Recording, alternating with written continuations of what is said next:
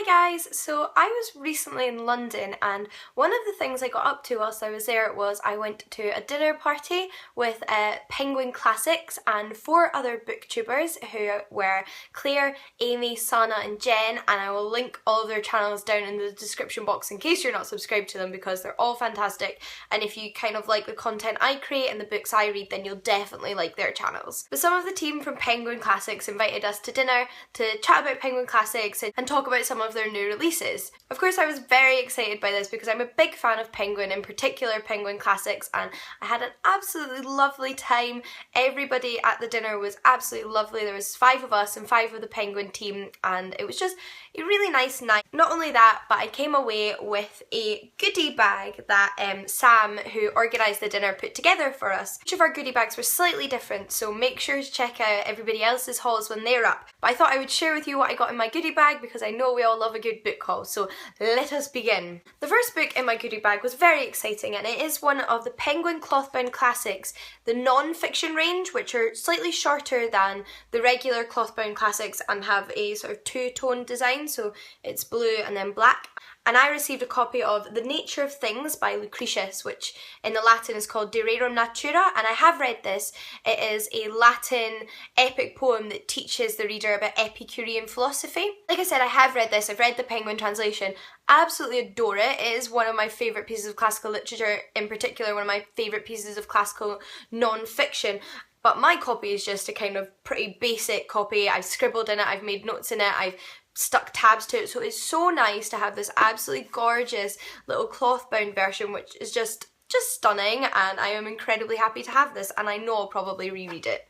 Unsurprisingly, I then also got some 80p classics from Penguin, which came out this year for the 80th anniversary of Penguin, and you can buy these in the shops. They're all 80p and they're all either novellas or short stories or poetry or little snippets from longer books. And we did a little bit of trading between us because some of us got ones we already had, but I ended up with these ones, none of which I already own. Those include number 12, How to Use Your Enemies, which is a non-fiction work by a 17th century Spanish priest. Then I have some of the Dhammapada, which are ancient aphorisms usually attributed to the Buddha himself. I have Marco Polo's Travels in the Land of Serpents and Perils, and Leo Tolstoy's How Much Land Does a Man Need? So those are so cute and I can't wait to add them to my little pile of growing 80p classics. One book that is slightly similar in size at least, and that is the Penguin Classics catalogue, which is actually just a catalogue of all of Penguin Classics' work, which is quite good fun. I like these kind of things, and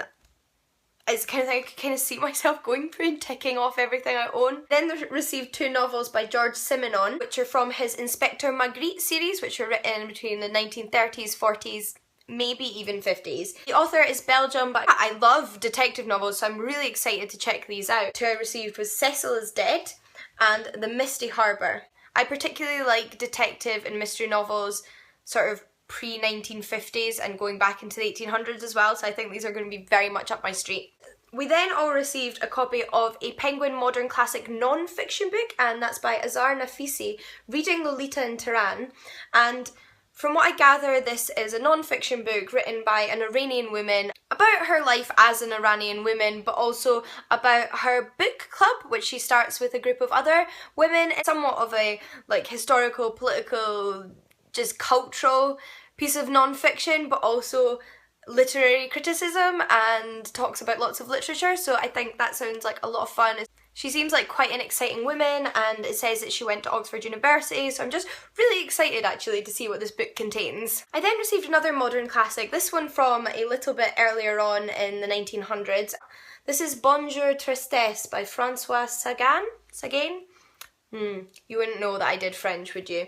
This is a new translation of a French novel that's come out with some scenes that were earlier taken out of the English translations, put back in, which were originally sex scenes, and they were taken out in the English translation, but this is a complete translation of the entire full work. And this was actually published when the author was only 18, which is quite impressive, and I think this is actually going to be quite a fun summer read, but a classic summer read, so I'm going to get to this one soon. Hopefully I'm intrigued to see the drama that unfolds within. I then received the first 2 issues of The Happy Reader, a new magazine or newspaper kind of thing from Penguin. This is issue number 1 and issue number 2, and each issue chooses one bookish person and one classic novel and just concentrates the entire magazine on these two themes, splitting it into different sections and different articles written by different people, but approaching, say, the classic from lots of different perspectives and including like an interview with the bookish person. So the first issue talks to Dan Stevens and tells us all about